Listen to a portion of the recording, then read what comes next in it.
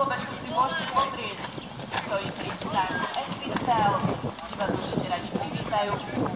Stánok Equistel sa nachádza oproti veži rozhodcov. Taktiež vás tu po celom reťazí fotí fotografka Lucia Grantová. Jej fotky si môžete zakúpiť v stánku, ktorý sa nachádza vedľa hlavnej tribuny.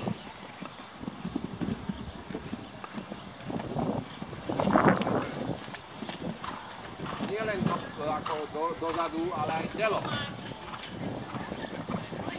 Priecu si ho.